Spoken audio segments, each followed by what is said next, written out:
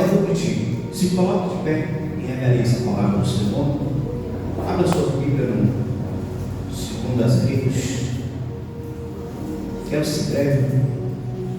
Quero te falar algumas coisas sobre o que foi meu coração. Do tema dessa campanha, capítulo 5, a partir do verso 9. Vamos só um resumo da história, mas a partir do verso 9, 2 Reis, capítulo 5, verso 9, que nos diz assim: Assim, Naamã veio com seus cavalos e com a sua carruagem, e parou à porta da casa de Eliseu, o profeta. E Eliseu enviou um mensageiro, e ele dizendo: Vai, te lava no Jordão 7 vezes, e a tua carne virá novamente a ti, e a tu será limpo. Porém, Naamã ficou nervoso, irado, e foi-se embora e disse: Eis que pensei que ele certamente sairá até mim, e se porá de pé sobre mim, e clamará o nome do Senhor, seu Deus, e baterá com as suas mãos sobre o local, e recuperará a lepra. Não, mas não são abranas aos rios de Damasco, melhores do que todas as águas de Israel? Não posso eu me lavar e ficar limpo? Assim ele se volveu e partiu-se em muita fúria. E os seus servos se aproximaram e falaram a ele e disseram: Meu pai, ó Senhor, se o profeta tivesse te pedido para fazer uma coisa grande, não teria feito tudo? Quanto mais agora que ele te disse: lava-te e ficará limpo. Então, 14. Então ele desceu e mergulhou 7 vezes no Jordão, e segundo o disser do homem de Deus, a sua carne retornou como a carne de uma pequena criança, e ele foi limpo. Fala comigo. E ele foi limpo. Feche seus olhos. Amado e eterno Deus, diante da tua presença, Senhor, nos colocamos diante do Senhor neste momento. Que possamos diminuir, Senhor, mas que o Senhor se manifeste grande sobre este lugar, meu Senhor, pelo poder que há em nome de Jesus, Pai. Queremos colocar nossas vidas diante do Senhor, colocar a tua igreja diante da tua presença, pelo poder que há no nome de Jesus Cristo. Tomai o vosso assento. Queridos, eu estava desde ontem lendo, estava preparando algo para uma aula que daria na escola, e quando eu estava estudando sobre essa aula, o Senhor falou: para e vai ler um pouco sobre o que você ministrará amanhã. Aí hoje, durante o dia, eu continuei lendo e anotando. Eu sou daquele que eu vou lendo e eu fico remoendo na minha cabeça, remoendo e como diz o pastor, ruminando tudo aquilo que eu vou lendo, eu vi algumas coisas. Eu falei: Senhor, acredito que vários outros leitores, pregadores vão falar dentro do tema. Já falaram coisas, quem sabe que eu posso dizer a mesma coisa que alguns que já falaram. Aí o Senhor falou: fale aquilo que eu colocar no seu coração, conforme colocar o seu coração. Mas como se chama o pastor que é apaixonado por cura, libertação, que dá aula sobre as questões emocionais, é impossível você não inclinar um pouco para isso. E quando eu me deparei com esse texto, eu sei que existem vários personagens desse texto. Existe a menina, existe a esposa vezes Naamã. Existe Naamã, existe os seus servos, a qual foi na comitiva com ele para ver o profeta. Existe o profeta Eliseu, existe o rei da Síria, existe o rei de Judá, existe o auxiliar do profeta. Então existe todo um pano de fundo sobre toda essa história. E até nós focamos sim em como era complicado naquela época um homem, vamos dizer assim, da estatura da vida social, econômica, como era Naamã. Um homem de posse, um homem guerreiro, um homem acostumado a vencer batalhas e mais batalhas, um homem conhecido por muitos e por todos, ao ponto que a Síria venceu a guerra quando se refere à questão de Israel, de Judá em si. Então este homem, dentro desse contexto bíblico teológico, estava um homem de uma posição louvável,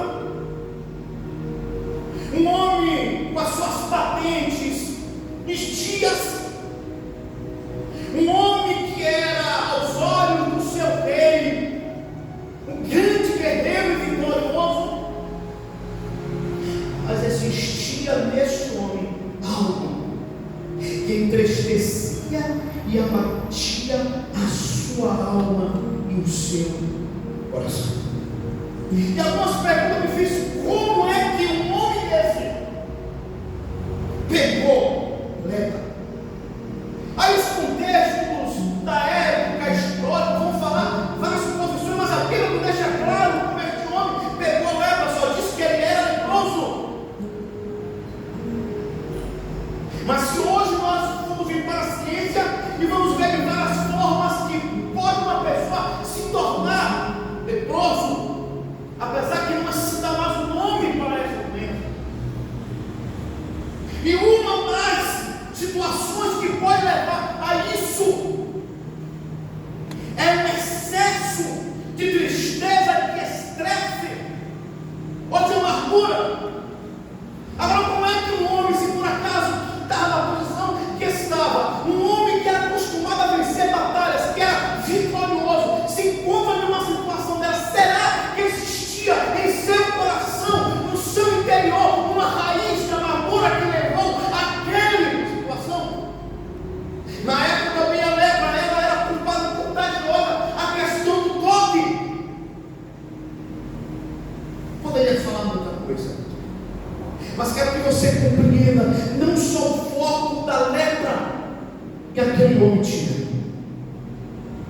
mas olhasse para dentro do interior daquele homem, olhasse para dentro da alma daquele homem, porque em toda a simbologia, simplesmente resumo de tudo, significa que aquele homem, ele era, se apresentava de uma forma exterior, de uma forma de cobertura, se escondia pelas suas vestes, pelas suas roupas. Eu não sei que ponto está na sua lepra, ao ponto que alguns vão dizer que ainda não estava chegando a parte do seu rosto, mas simplesmente na parte que cobria a sua armadura e as suas vestimentas que se colocava antes da sua armadura, ou as suas roupas, capitão, de general.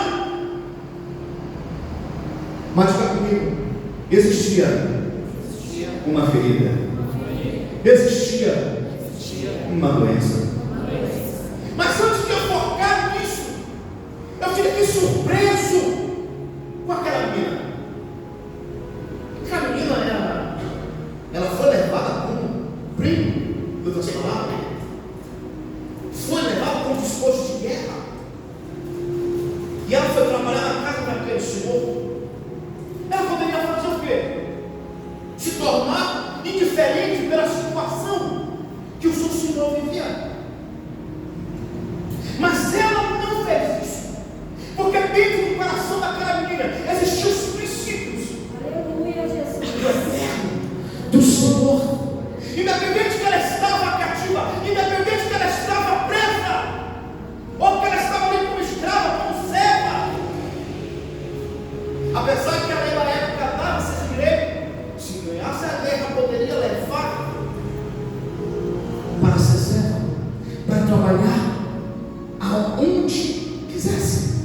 E ela estava lá.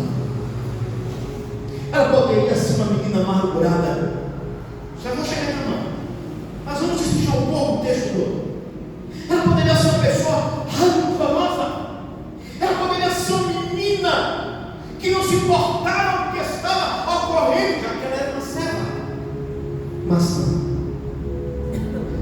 Mas ela, independente que ela estava ali como serva, mas ela não era presa interiormente e nos seus princípios.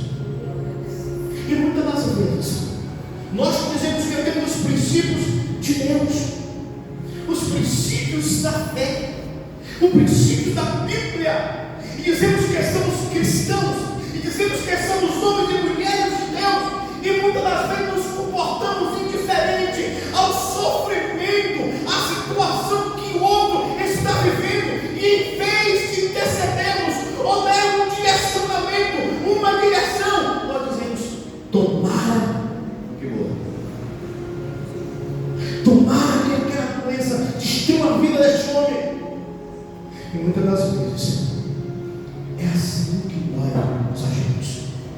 Eu queria te levar somente à reflexão nesta noite. Como é que estão os seus princípios? Como é você como homem e mulher de Deus? E agora eu te faço uma outra pergunta. Se você estivesse no lugar desta menina, você faria alguma coisa? Você diria para a sua senhora: se o meu Senhor estivesse lá na minha terra, lá existe um homem de Deus, lá existe um personagem, lá existe um homem, um personagem da história que é um profeta, que poderia mudar a história do meu Senhor, e ele ficaria. Olhe para dentro de você. De forma alguma quero apelar para o seu emocional, mas olhe para dentro da sua alma. Seja sincero com você mesmo. Não precisa dizer para mim, quem está ao seu lado, você agiria da mesma forma que aquela garota, que aquela menina, ou não? Então aquela menina, com seus princípios, agiu de uma forma diferente. E aquele homem vai agora, junto com os seus servos, diante do rei. O rei rasga suas vestes.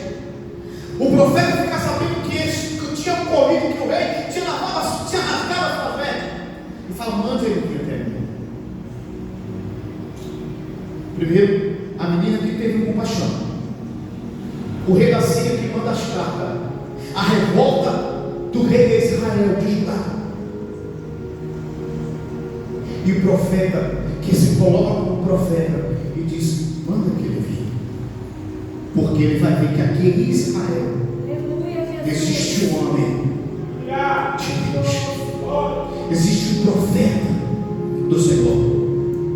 E quando aquele homem chega com toda a sua pompa, com toda a sua situação, com toda a sua ferida, com toda a sua lepra, e aqui eu continuo, e além da lepra, com todos os seus problemas emocionais, porque imagine, como eu disse no início, o interior deste homem, como estava destruído. Como é que eu, um homem desse, um guerreiro, estou nessa situação? Quem sabe se dizia um homem bom, um conquistador, mas não consigo vencer a doença que me consume, que me destrói, que é a lepra. Esse homem vai contra o profeta, e como todos nós criamos uma fantasia, ele achou que o profeta chegaria diante dele, estenderia um tapete vermelho, pela posição que ele exercia, iria tocar na sua lepra, ou ia pegar uma varinha de mamão ou da cintinha, iria fazer, seja curado. E muitas das vezes é assim que nós pensamos, porque não entendemos o agir de quem? De Deus. E nós criamos em nossa mente, e nós criamos nosso subconsciente como deveria ser. Não tem que ser assim, tem que vir marchando até a minha frente, tem que ser desta forma e dizer isso. Espere, temos trabalho de forma diferente, de forma distinta. É um trabalho da forma como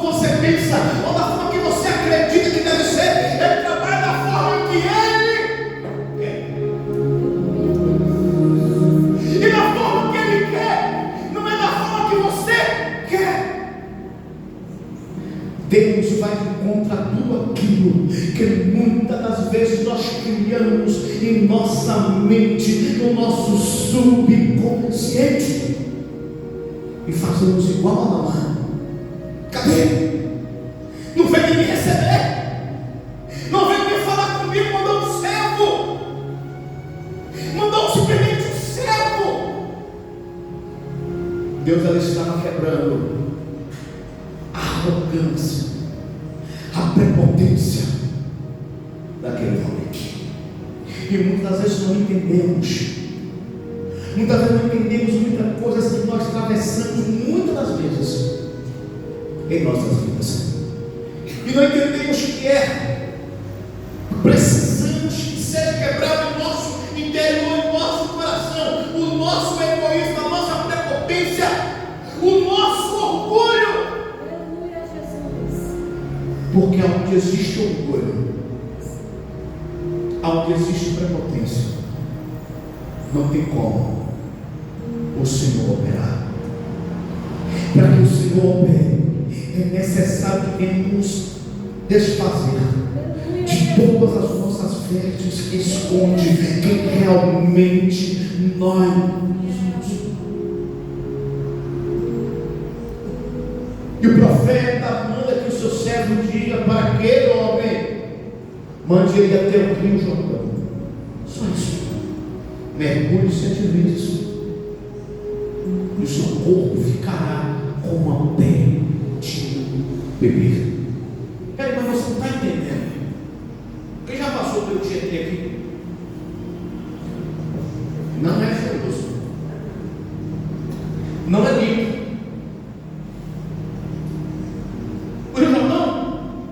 O Jordão é igualzinho. Não é nas melhores águas, não é nos melhores rios, não é nas águas cristalinas, mas foi aonde Deus mandou, que o profeta ordenou, que Deus mandou que ele mesmo. Quando você vai entender que é como Deus quer, não como você. E como é que eu fico essa nesse rio? Nossa, na minha terra existem rios cristalinos, existem rios limpos, existem rios cheirosos, existem rios bonitos. Eu não poderia mergulhar lá e ir lá ser curado. E se irou aquele homem, enquanto a ira estiver no seu coração,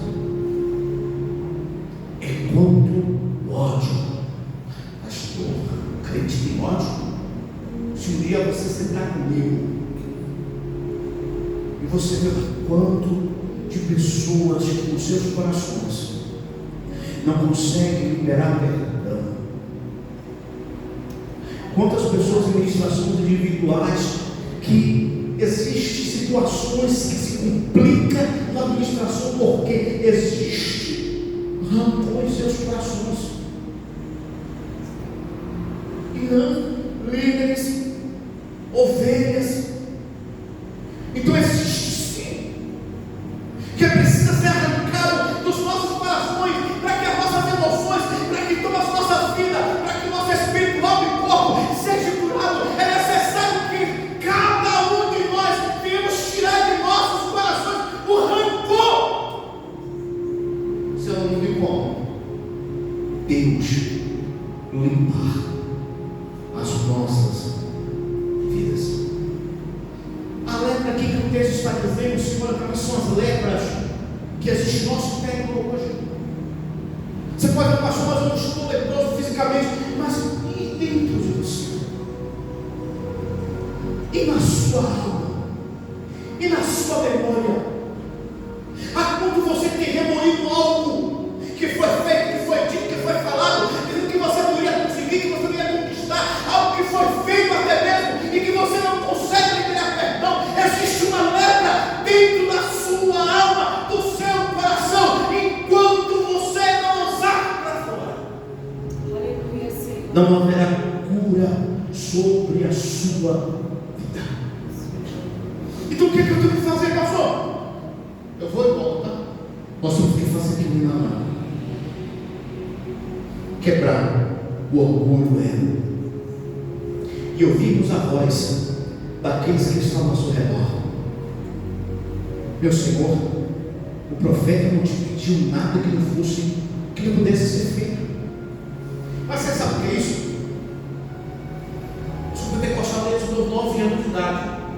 Inclusive desde os 9 anos de idade, eu estou na escola. Não brinca, você fundou os tempos, ainda bem que eu fundei. Porque são praticamente 30 e alguns anos. E eu já vi tudo que você possa imaginar. E a gente cria, na verdade, da forma nossa, de uma forma religiosa nossa, de uma forma completamente que só nós, que a Bíblia não disse, Deus não disse, mas nós acreditamos que era assim. E muitas vezes por essa forma que nós criamos, nós impedimos que o operar do Espírito Santo de Deus, a água da palavra do Espírito Santo lave a nossa vida e nos transforme por completo. Ei, deixe para trás toda a religiosidade. Aqui eu não quero falar não de questão doutrinária, não é isso.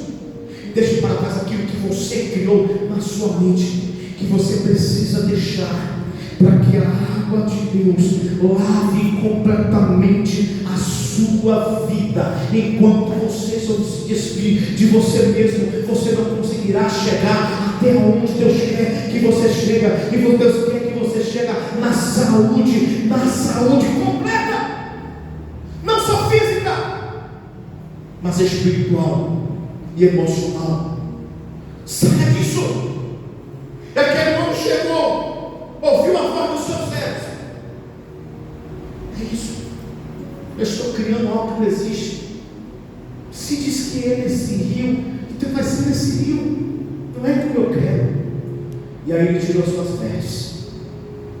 Ele se despiu. Tirou aquilo que protegia a lepra, que escondia a lepra, dizendo melhor. Enquanto você não arrancar isso que está dentro de você, que acaba alimentando esta lepra no seu interior. Aí agora eu quero te perguntar: o que foi dito para você que criou essa lepra no seu coração?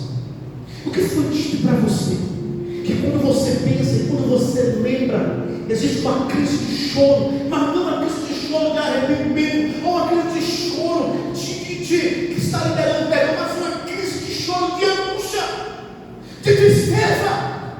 E essa tristeza e essa angústia, ei, tem desenvolvido uma lepra no seu coração.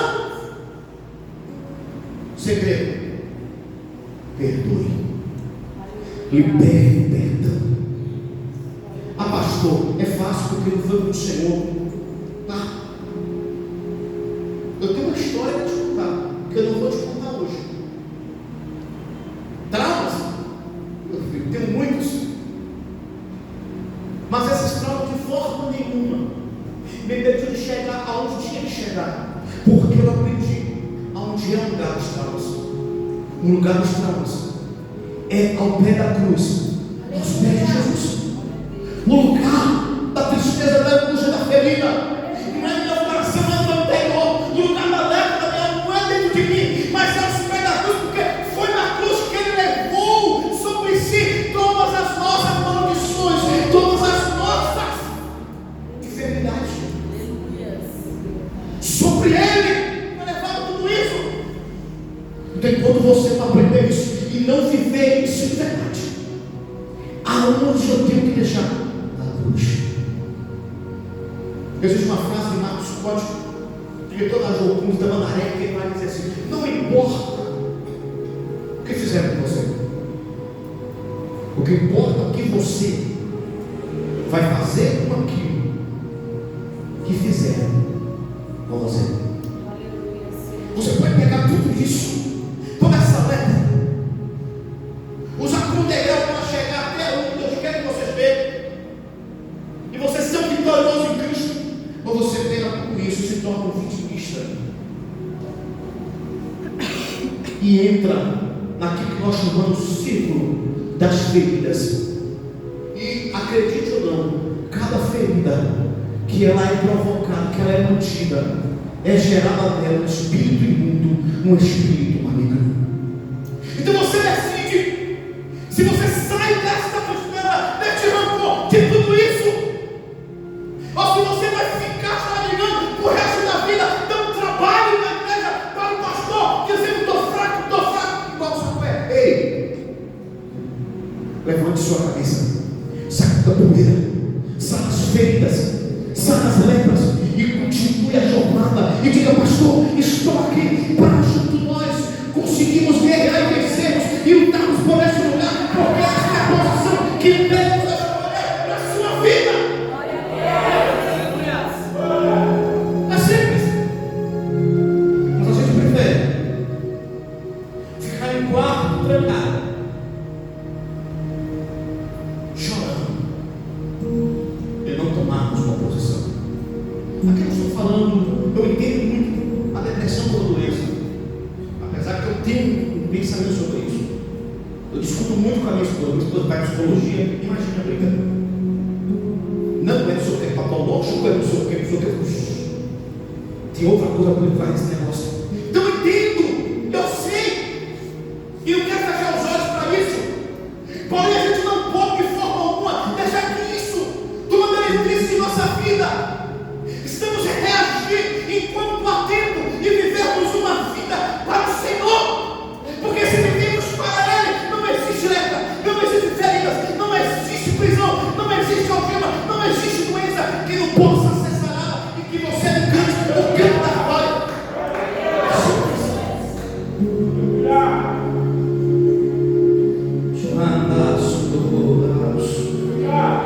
Eu não mandei você chamar o pastor de cura nessa noite. Deus quer sarar as suas emoções. Aleluia, Senhor.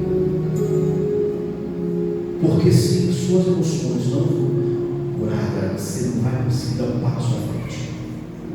Ah, pastor, mas o Senhor acabou de dizer que Jesus levou, mas muitas vezes a gente arranca da cruz e queremos nós mesmos carregar.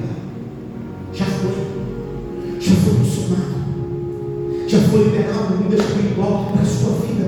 Então o que eu preciso fazer? Me apropriar disso, tomar posse daquilo que a cruz de Cristo já me deu. Então todo este contexto simboliza simplesmente isso, que você precisa se sarar, curar diante do Senhor, suas emoções, sua memória, sua vontade. E Ele tirou as suas vestes.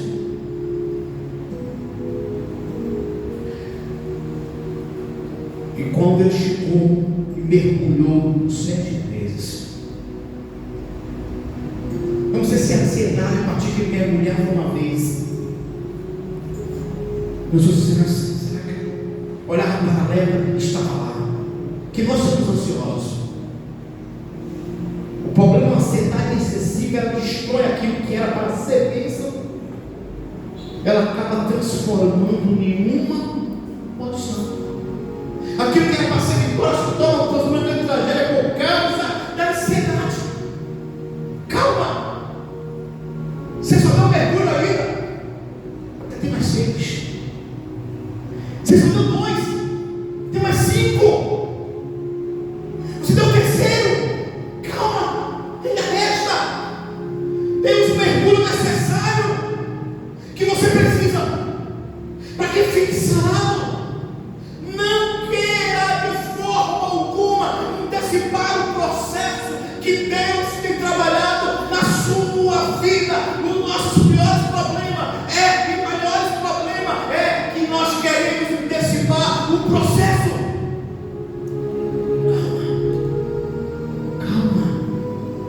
É do jeito dele, é da forma dele, não é do seu jeito. E a partir que ele deu o primeiro mergulho,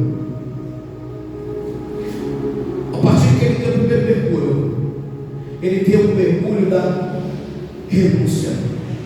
Ele renunciou toda aquela sua patente, Ele renunciou todas as suas vestimentas. Ele renunciou, em tese, todas as suas conquistas, porque não adiantava toda aquela conquista mais leproso. Não adiantava se esconder, mais leproso. Então ele precisou renunciar. Quando ele dá o segundo mergulho, ele estava dando mergulho na fé, porque ele precisava acreditar na palavra do profeta, no que o profeta tinha dito. Mesmo se o profeta seguia ter ele, só dizendo mergulhe, ele precisava acreditar. Desenvolve quando ele mergulha pela segunda vez a fé, quando ele mergulha pela segunda vez a obediência, pela terceira vez a obediência, dedicação. Quando ele mergulha mais uma vez, está mergulhando o mergulho da humildade. Quando ele mergulha mais uma vez, está mergulhando o mergulho do compromisso. Quando ele mergulha mais uma vez, ele estava mergulhando o mergulho do perdão. Quando ele mergulha mais outra vez, ele estava mergulhando o mergulho da paz. O que você precisa?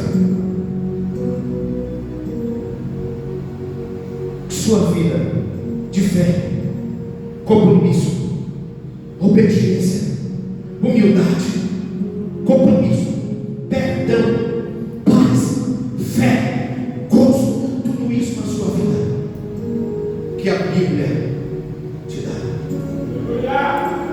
Então, se você não consegue desenvolver isso, se você não consegue viver isso na sua vida cristã, você não entendeu a cruz. Eu sei que problemas vão ocorrer enquanto estivermos aqui. Não tivermos um corpo, não fomos arrebatados, que eu acredito no arrebatamento. Segundo, não fomos arrebatados e não tivermos um corpo glorificado, e não estivermos com o Senhor, e não estivermos com Cristo, passaremos por provações, por lutas e perseguições. Então, enquanto estamos aqui, nós vamos passar por tudo isso. O problema é que estão tirando a cruz do Evangelho. O problema é que estão tirando o sofrimento do Evangelho. Você não precisa sofrer. Você não pode viver sofrendo. Você não pode viver em adversidades. Não está dizendo que a adversidade não vem. Não está dizendo que o sofrimento não se passa na porta. O que você não pode viver é uma vida de sofrimento. Você é melhor que os apóstolos? Você é melhor que Paulo, que tinha o espinho na carne? Colérico, turbado. Você é melhor que Pedro, sanguíneo fervente? Pegava a espada e botava a orelha. Você é melhor do que quem? Então, se todos esses homens tiveram essas lutas, suas aflições, seus espíritos da carne, mas não deixaram que esses espíritos da carne impedissem que ele vivesse uma vida de gozo. A história de Naamã me ensina que eu preciso viver uma vida severa. A história de Naamã me ensina que eu preciso viver uma vida sem rancor. A história de Naamã me ensina que eu tenho que viver uma vida sem ódio. A história de Naamã me ensina que eu tenho que viver uma vida de obediência na presença de Deus. E aí? Você tem obedecido? Fica com você. A vida, história de Naamã me ensina que eu tenho que viver uma vida de romper em fé, em fé.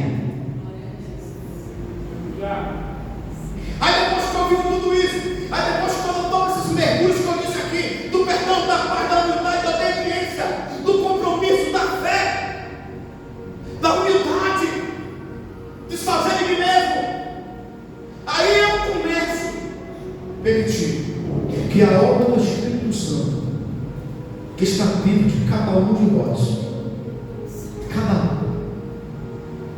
todos aqueles que aceitou a Jesus Cristo como seu Salvador, existe o Espírito Santo na vida dele. Todos. Aceitou a Cristo, tem o Espírito Santo. A questão dos dons, aí é outra coisa. mas todos aqueles que aceitou a Jesus Cristo têm o Espírito Santo. Então esse Espírito Santo que está dentro de você. Gente, você já pode pensar? Quando eu dou uma aula sobre identidade de Deus e as armaduras, eu desconstruo um pouco Efésios, que o pessoal pega as armaduras e faz um cavaleiro do sortia. Capacete! Eu ramo esse negócio. Mas quando eu dou aula sobre isso, eu falo, espera aí, nós somos privilegiados, porque ninguém na história de nenhuma época, quando nós tivemos o Espírito Santo dentro. Olha, não era Deus que tinha toda a parte com o homem. Lá em Moisés, se você pegar por cima do tabernáculo, primeiro era feito o tabernáculo, e as coisas que eram feitas, eram colocadas depois que ficasse ao redor do tabernáculo, simbolizando Deus no meio dos homens, da tribo, das tribos, dizendo melhor. Quando Jesus veio, Jesus com os homens de novo. Aí Jesus vai, envia um outro igual a esse, que é assim que diz o texto: enviarei um outro igual a esse, como Consolador. E esse agora habita dentro de cada um de nós. Você sabe o que é ter Deus dentro de você? Que privilégio eu tenho que você tem? Então por que nós não conseguimos fazer um texto que esses homens fizeram? Por que nós não conseguimos perdoar, já que temos o Espírito Santo dentro da gente? Por que vivemos com rancor, ou não entendemos o que o próprio Jesus disse, ou não tivemos uma experiência com o Espírito Santo? Então nessa noite o Senhor me trouxe aqui para que levasse você a entender isso.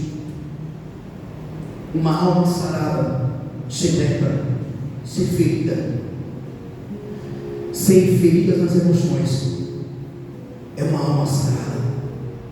Na mente, uma alma sarada na mente é uma alma que está dominada completamente pelo Espírito Santo de Deus. Uma alma que não existe amargura, é uma alma conduzida pela palavra de Deus. Uma vida que não tem rancor, não existe trevas nela. Então se você tem um rancorzinho no seu coração, você está em trevas. O Senhor está dizendo a palavra. Uma alma que na sua consciência tem os pontos completamente dominados e foi corrompido. A alma das trevas, ela está direcionada a fazer aquilo que a presença do Senhor, do Espírito Santo que está dentro dela, manda ela fazer. A cura das emoções é necessária, porque enquanto estivermos, você sabe que existem doenças no nosso corpo físico que ela é produzida por causa da doença emocional. Existem dores no seu corpo que muitas das vezes é causada por causa da ansiedade que esse mundo tem colocado em nossa mente e nós estamos sucedendo. Você sabia que existe manchas que desenvolvem em nosso corpo que é causado por causa da dinâmica da ansiedade? O que é ansiedade? Quem sabe? O que é ansiedade? Uma preocupação para amanhã. Eu não estou dizendo que não é você fazer planos, mas você não pode viver esmacelado como se, meu Deus do céu, está aqui agora. Viva cada dia diante do Senhor. Aleluia. E o futuro não pertence. Planeje-se, mas seja guiado e conduzido por Ele. É essa lepra que tem destruído a igreja. Glória a Deus, aleluia. E construir, fazer, Ele vai voltar. E tudo isso aqui vai ficar. Glória a Deus, aleluia. Mas construa assim. Mas não deixe que isso domine a sua vida. Trabalhe sim, mas não deixe que o trabalho domine a sua vida. Faça tudo que você puder fazer, mas tudo isso aqui não pode reinar no seu coração. O que pode reinar no seu coração é: eu estou fazendo tudo isso, mas eu estou aqui de passagem. Eu vou morar no céu. Mas no céu não entra uma ferida. Mas no céu não entra alma rancorosa.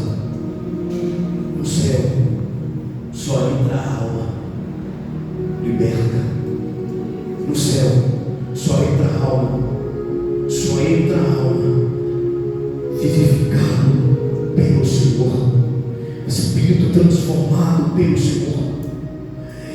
Só entra aquele que recebeu a unção por intermédio do Espírito Santo e todas as suas feridas foram saradas. E é isso que eu quero profetizar na sua vida nessa noite. Se coloque de pé neste momento. Existem intercessores na igreja? Existem intercessores?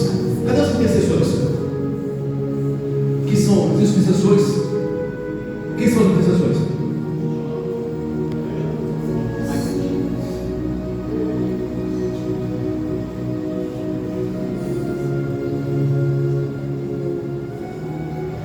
Eu quero fazer algo que sucumbe no coração. Como se contar a sua alma. Eu não sei como você entrou sobre este lugar. Mas pastor, você vai falar sobre Naamã? Falei. Falei sobre as feridas de Naamã. Eu quero que você nesse momento, eu hoje chamamos os intercessores. Você vai fechar os seus olhos, os intercessores vão ungir você.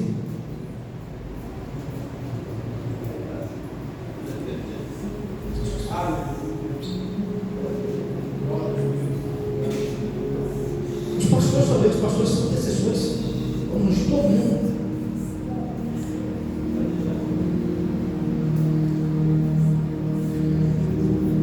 Feche os seus olhos. Se você quiser vir aqui à frente, venha. Se você não vier aqui à frente, a gente vai ver você. Vem aqui à frente. Eu não sei qual tem sido o problema no seu coração. Eu não sei qual tem sido a angústia em sua vida. Eu só sei que você precisa largar isso na cruz. Você precisa sair daqui diferente. O Senhor trouxe um pastor diferente.